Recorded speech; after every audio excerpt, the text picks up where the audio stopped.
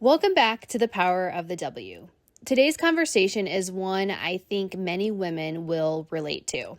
My guest is Kelly Kreiter Penning, an executive director of a local nonprofit who spent more than 30 years in the corporate world before making a bold career change in her late 40s. We talk about what it really means to find fulfillment, how to recognize when you're stuck on what Kelly calls the hamster wheel, and why it's never too late to choose a path that feels more aligned with who you truly are. Kelly shares how her definition of happiness has evolved over the years, the societal messages about success she's had to unlearn, and why she lives by the quote, "Comparison is the thief of joy." She also offers practical and encouraging advice for women who want to create a life that feels meaningful on their own terms, not someone else's. If you've ever wondered whether it's too late to start over, chase a new dream, or redefine what success looks like for you, then this episode is for you. Let's jump in. Welcome to the Power of the W podcast, a space where we inspire, educate, and celebrate the incredible strength and resilience of women from all walks of life. In each episode, we'll dive into the stories, experiences, and insights of amazing women who are making their mark in the world. From personal development and career success to health, wellness, and entrepreneurship and beyond, we're here to uplift, empower, and fuel your journey to greatness. So get ready to embrace the power of the W. Kelly, thank you so much for joining us and being on the show. Thank you so much for having me. Tell me just a little bit about yourself. Like, where are you from? And Yeah, I'm a Quad Cities native. okay. So I was born and raised here in the Quad Cities, just outside of Eldridge, went to North Scott, and I'm a local girl. Went away for a few years due to work, but we got to come back to the area, and we've been here, and we live in LeClaire now. Did you always want to come back? You know, I think I was that teenager that said probably not. Yeah. But the older I got, the more I really did want to come back to the area. I love this area. I think it's the right size.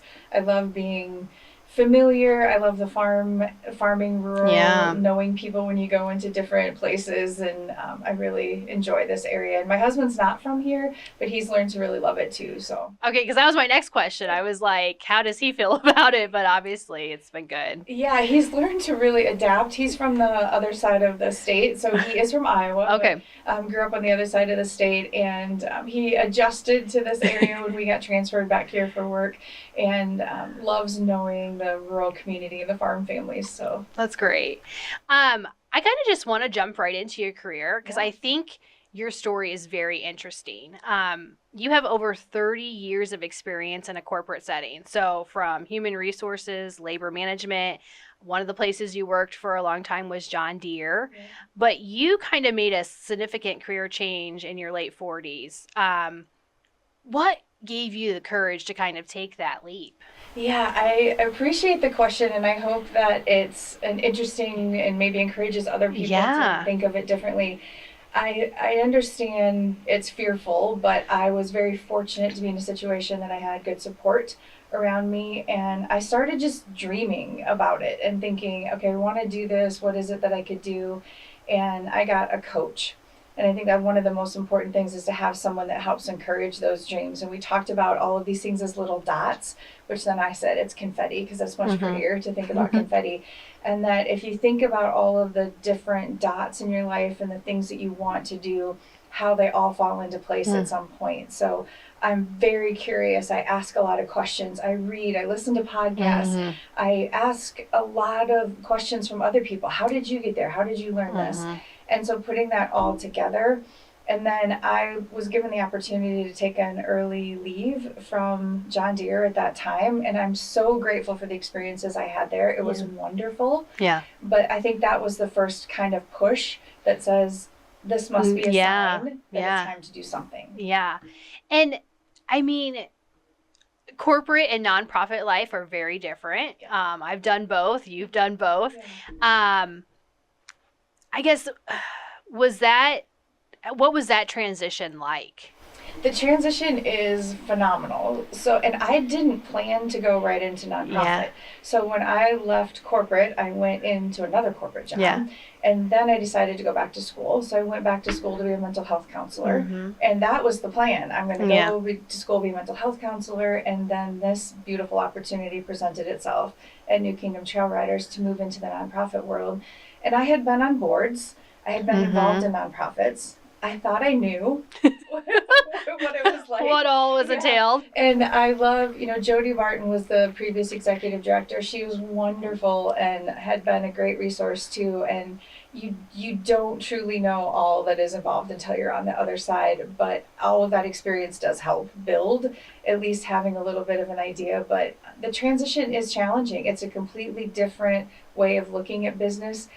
But I always think you can't be here until you have experienced everything you did. So all of those experiences helped me be better prepared. And then learning from this amazing community of nonprofit leaders, there's a lot of really wonderful, talented people that have taught me, and they're open for questions when I call and go, what is this? I have no idea what this means. And so you can pick up the phone to these beautiful leaders in these other organizations that go, okay, I've got you. Let me just tell you what this is. Yeah.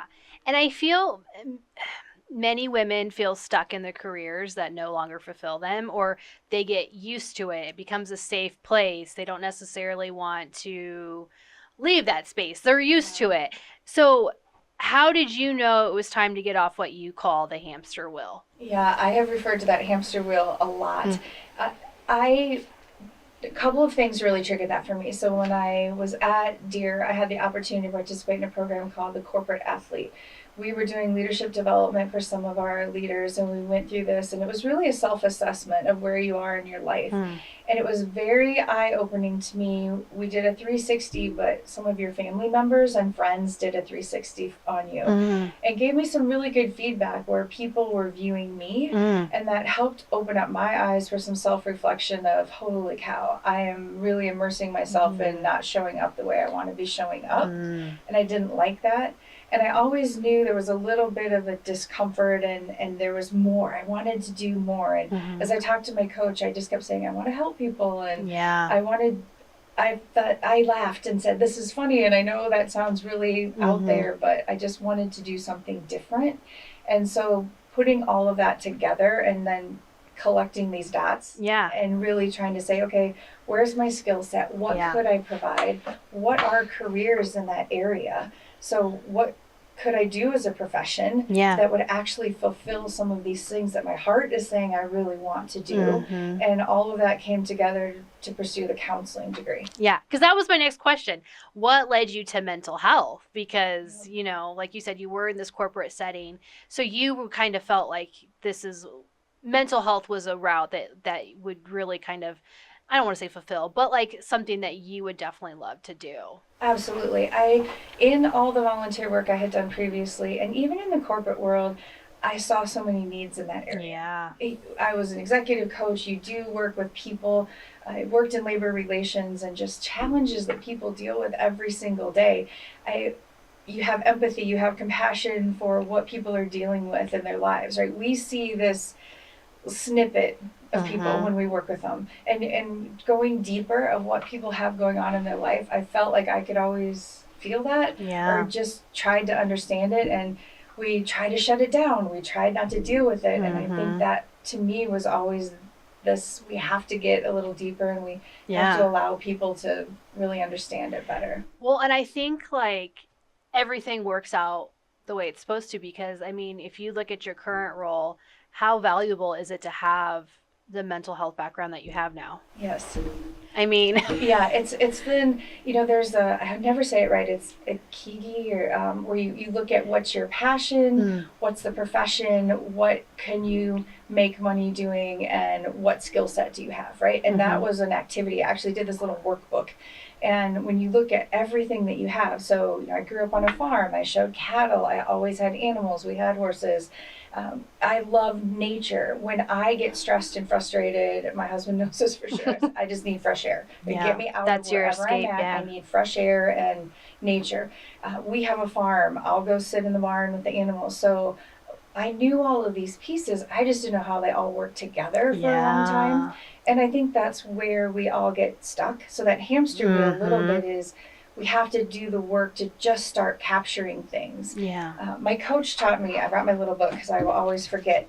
He taught me this little trick about, it's called GET. Grab, interrogate, and transform. So grab what grabs you emotionally and just start capturing those little nuggets.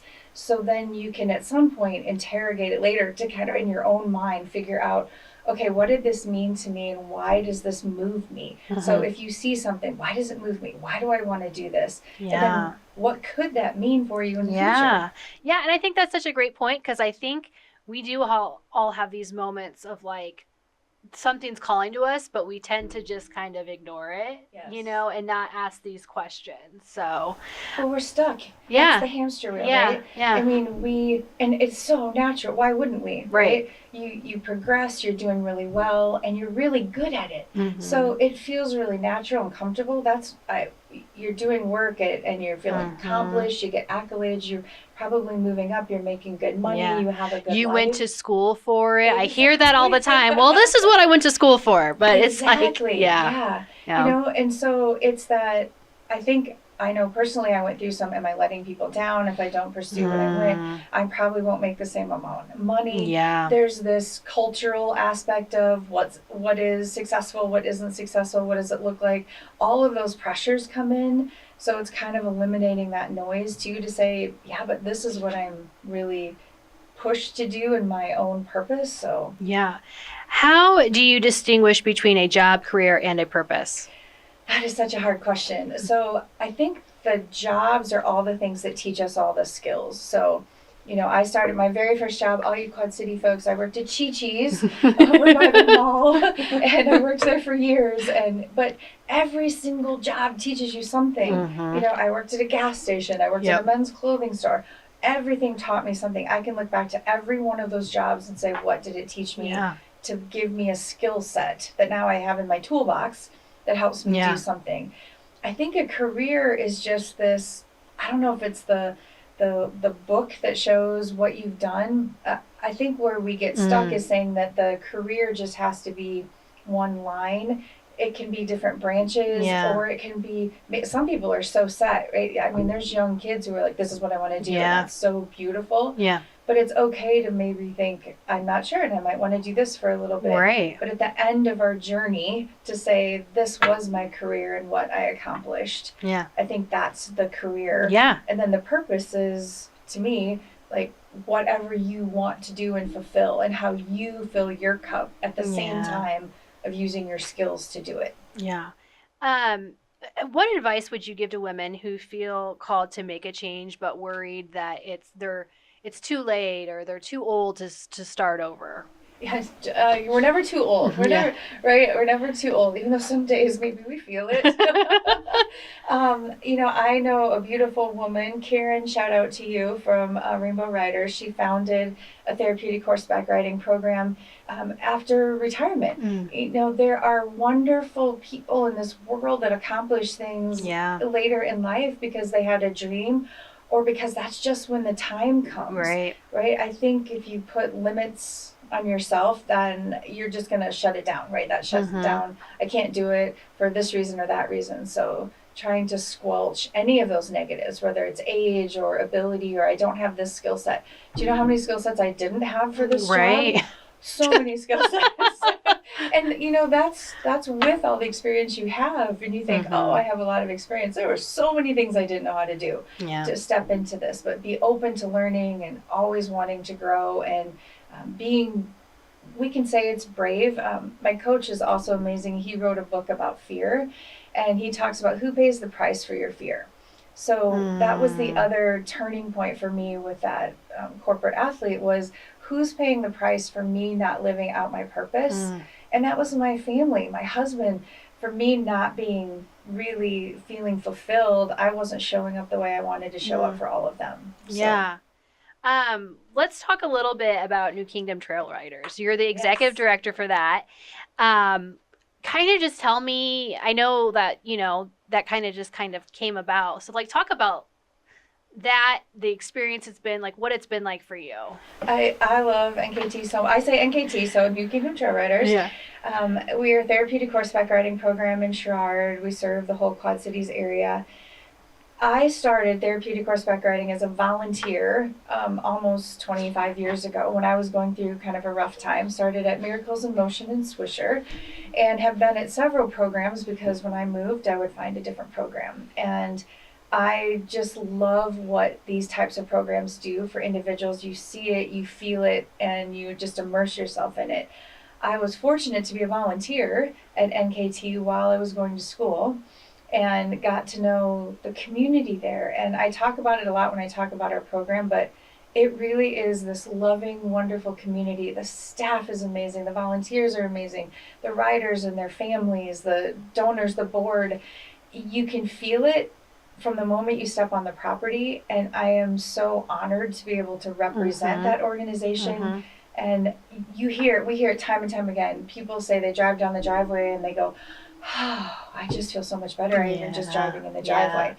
That's it, right? If we can provide that bit of respite or calm and healing for people as they're working through any of their challenges. So we do over 100 lessons a week with individuals with physical, mental, social, or emotional challenges. And Jody was getting ready to move on to different things, and I was volunteering, and she gave me a little nudge, and I told my husband when I met him, it's a funny story, 20 some years ago, that someday I wanted to have my own therapeutic horse program. Oh my gosh. Right? And you can ask him. I said, because I had been volunteering and I was like, someday I want to do my own. Well, this is way better because it's a gorgeous facility. It's already established and we get to just continue the legacy. And the girls at the barn are teaching me so much every day. Yeah. They teach me how to be more flexible, not so rigid, go with the flow. And every day we just get to experience amazing little miracles that happen all the time. Can we go back to 24 years ago in Swisher? Because you talked about how you did the program, therapeutic, right? Like, what impact did that have on you? So I was a volunteer. So I was having a really, really rough time. I had a personal situation that was pretty traumatic. Yeah. And I was looking for something, and I went back to my farming roots. Yeah. I had moved out of the area to really get away and start a new job. I was working at Rockwell, and I found this place I could breathe. Yeah. I could step into an environment that wasn't, there were no expectations. I was able to just be free and really connect with the horses and the people, and that's what it's all about.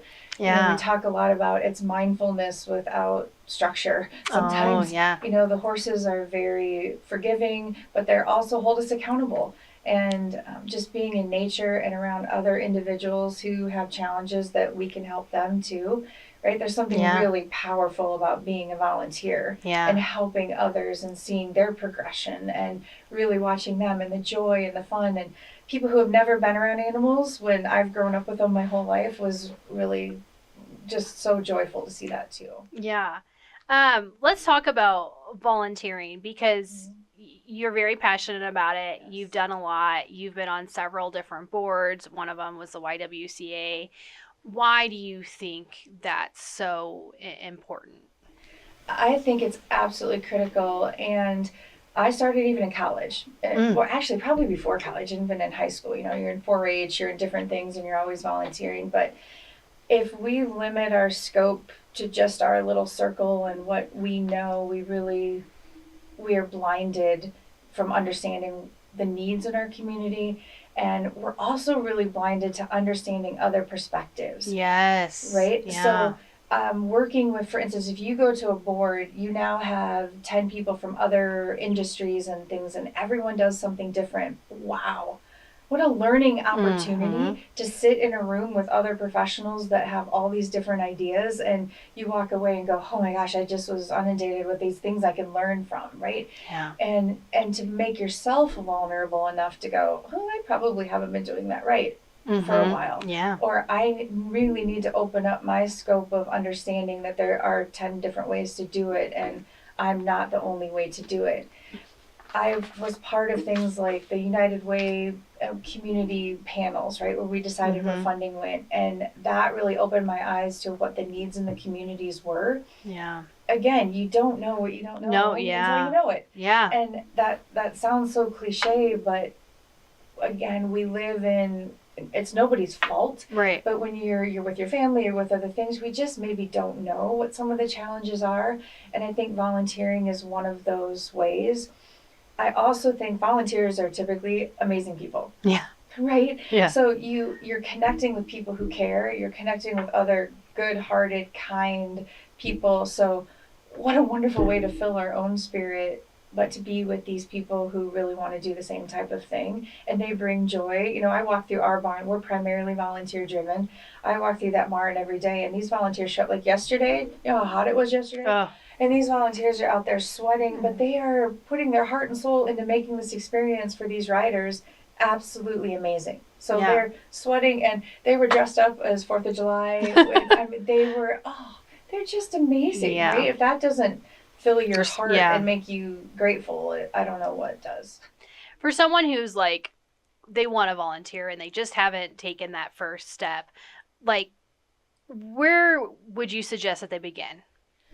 That's a great question. There's so many places. I think it's hard to narrow down. It is. We have so many amazing places. We really do. It is hard. Yeah, I know. I get the privilege of going to different meetings with all these nonprofits, and sometimes I'm just in awe. You know, I was just at one yesterday. United Way had a meeting, and the room is filled with nonprofit leaders, and everyone went around and gave a success story, and that is powerful stuff. I was sitting in the back of the room, and you just, with a gal who runs one who is a high school friend, right? I mean, what a beautiful thing. But there's so many places. You know, United Way, I know, has a list of volunteer opportunities. I think the most important thing is to figure out what's one thing you either want to learn about or you're passionate about. So is it nature? Is it animals? Do you want to know more about, do you want to work with kids? Do you like reading with kids? Do you want to be outside? And start there, and then just start asking people. Ask, when you're at dinner with people, hey, where do you volunteer? Do you know what volunteer opportunities there are? It all comes down to the kind of filling your cup with whatever might be interesting to you. We often chase happiness without really stopping to define what it actually means. How has your definition of happiness evolved over the years? I love this question so much. I love this. So when I went back to school for counseling, part of that counseling program, it's so difficult, right? It's a hard program because you have to be very, very self-reflective, and you have to do a lot of work on yourself to think about it. And a lot of clients come in too, and they say, I just want to be happy. Okay. Yeah, me too. But, what is happy? Right? Yeah. What is happy? And I think it's this huge ambiguous cloud that hangs over many of us that makes it something that's really difficult to get to if we don't define what it is for us. Right? And we see things on social media or different things like, oh, they're happy. Those are snippets of a life that we don't know. And happy to me is sitting on the deck with my husband and a fire in the evening and, listening to the goats. But for everyone, it's different, and it also changes all the time. And it's situational, so it could be different today than it is maybe in a week. So what's evolved for me is, one is defining it and really knowing what it means for me. And it is contentment, it's comfort, it's gratitude, it's really being grateful for my health, for my family, for my career, and understanding that is it, and to stop chasing this thing that I don't even know what the thing was. Right. Because that just makes us so unhappy trying to search for something we're not going to reach. And then to know that it did evolve. So I thought happiness was another promotion, another title, another thing. And it is another thing. It was a different job, though, and really just knowing that. Yeah, that's so true. And you kind of brought up social media, which I think is so huge, right? Like today, because I feel like people, they do see a snippet of someone's life and they compare it, and they're like, well, that's what they think they need to have. So going back to just like what you were saying is, no, like it's different for everyone. So really defining that. Yeah. Right. Those beautiful moments that are just being together or doing something really cool or, you know, I try to be really present. That was something I'm really trying to focus on. Like notice the stars, notice the sky. We try to, and I'm busy, everybody's busy, but that whole response of how are you doing? Oh, we're busy. Okay, how do we talk about things differently? And how do we really say, I'm really grateful for this, or tell a story about a rider. You know, tell the story about this rider yesterday that was painting his horse and what he painted on the horse and how that led to a conversation about baseball and how he's so excited about the Cubs. I mean, it's just a neat thing. Yeah. What are some societal messages about success that you've had to unlearn? So many. I love these questions. You're a great interviewer. Oh, thank you. I think a lot of them are that it looks one way, right? Success, and I do think it's changing. I do think I do see a shift in this, which is really great. But for a long time, I think success was, again, a title or a company. You know, you say I work for XYZ company. Oh, way to go. Or if you say I work for XYZ company and they're like, oh. Right? So even that stigma around that and recognizing all jobs are important, all careers are important. The trades are unbelievably important. Our teachers are, you know, the educators, the mental health folks, all careers are so important. So really to value people living their purpose and doing really good work instead of thinking, okay, because you have a title or you dress differently, that isn't what success is. Success is doing good work, being kind, fulfilling something, and helping people achieve more. And so I think it's that piece of it. How can women create a life that feels meaningful on their own terms instead of someone else's?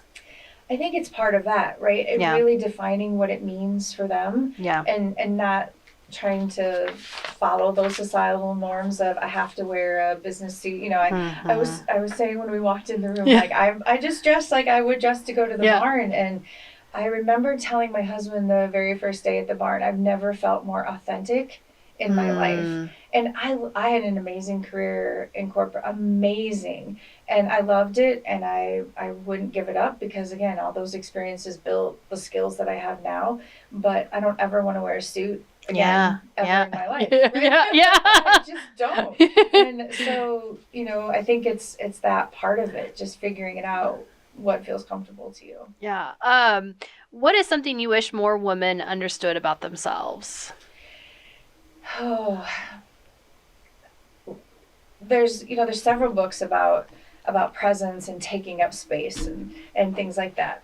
I think one thing for women to really know is that we don't have to behave as the typical stereotypical women. The one thing that always bugs me, and this is, some people have probably heard me say this a million times, but if you're sitting in a room and somebody goes, who's going to take notes?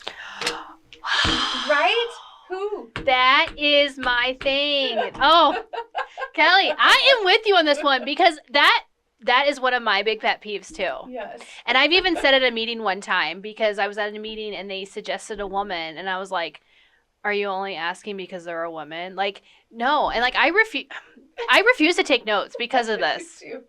I do too. I'm so glad you brought that up. It's those types of things, right? And you can see everyone around the table. Like, I want to just give a kudos to our board vice president, who is male. At our last meeting, this exact situation came up, and he goes, "I'll do it." I was like, "You are the man." But it's those situations, right? And it isn't. I don't like some of those stereotypical books about taking up space, like sit down at the table and take up space. But I do think if you do see different rooms, like we're typical the ones that'll sit like this, and how about airplanes? You get on an airplane, right, next to, and it's not just about male, female, it's different female types too. But so I think for women, it's just about building your confidence and knowing that you have just as much right, just as much knowledge and skills, regardless of your background. I hear a lot of women, especially at the barn or other places, say, well, you know, I stepped away from the workforce for a while. my gosh, you raised children. Yes. That's amazing. Yeah. If you don't think that isn't a phenomenal career, Yeah. Kudos to you. So don't minimize. The biggest thing for women, I think, that is that, right? We minimize experiences because it's just what we do. Yes. Right? But you're managing a house, you're doing all these things, and dang it, girl, oh my gosh, yeah. I hear all the time, oh, well, I don't work, I'm a stay-at-home mom. And I'm like, oh, so you do? Yeah. That's a job. That is a huge job. But yeah, we do like to minimalize all the time. That's so true. Yeah. If you could leave listeners with one message about purpose, fulfillment, and living authentically, what would it be? That's hard. That's really hard. I think the biggest thing is we all have a choice every day to do something, whether it's be kind, to give grace.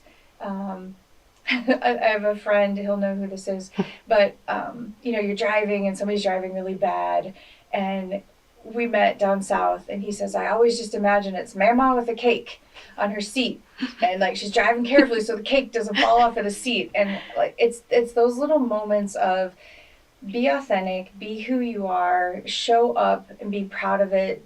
Don't shrink because people, and it's hard. I'm not going to say that's easy, because I still struggle with it a lot too, right? I walk into some of those meetings and everybody looks beautiful and dolled up, but this is who I am, and this is how I feel comfortable. But it's that we get to make a choice to be kind and to be forgiving and to not make assumptions about people, because it goes back to, we don't know everybody's story, and everybody does have struggles and challenges, and let's just be vulnerable and just be kind. Yeah. Kelly, what are you most grateful for in this season of your life? My husband. So that's an easy answer, right? So I don't want to just say that, but my husband is amazing. He has come along with me and encouraged me and been right there every step of my crazy journey with all my wild ideas, and like, what do you think about this? Okay, let's try this, right? And so I'm grateful for that. And I know that I am blessed, because it does take support, and you do have to have support to be able to do this, to say, I'm going to go back to school, or I'm going to do this. You have to have support. I'm also grateful for, I can't list but all of the people that have supported. So from the team at the barn that has gracefully accepted me in and helped me learn about them and about running the barn, and just learning, like I said, to be more flexible, and also taken some of my okay, but let's do this. I love them all, and their hearts are huge. Our board, our volunteers, the people who show up, this community that supports me, the extended family, my health, there's just so many things to be grateful for at this moment that I get to live in it right now. So. One last question. So when you look back on your life someday, what do you hope people remember about how you showed up in the world? So I was blessed with the most amazing parents and grandparents, and my husband never got to meet my dad, unfortunately, and whenever he hears anyone say something, they always really compliment how amazing my dad was.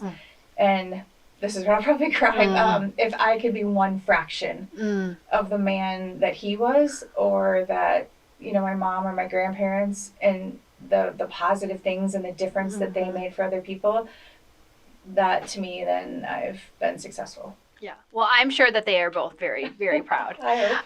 I hope.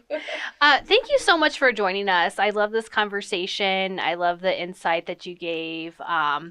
And I know we were talking and you were like, if one person could just take away, at least one thing, I think they definitely will. So thank you so much for joining us. Thank you. And thanks for doing this. I think I've listened to all of them. And thank you. They're really powerful. And there are so many nuggets and takeaways. So I do hope people will listen and encourage and reach out to people. So, I hope if someone has a question, reach out. There's been good coaches and mentors in my life. And so if people want to talk about things, just reach out and talk to people. Don't be afraid to make that phone call.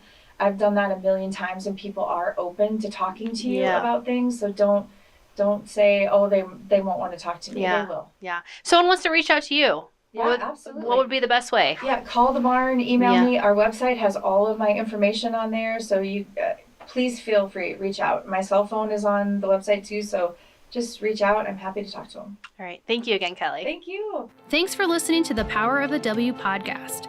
If you like what you heard, don't forget to hit subscribe, leave a review, and share this episode with a friend. For more updates, follow us on social media or visit our website at www.ywcaqc.org. We'll catch you next time right here on the Power of the W.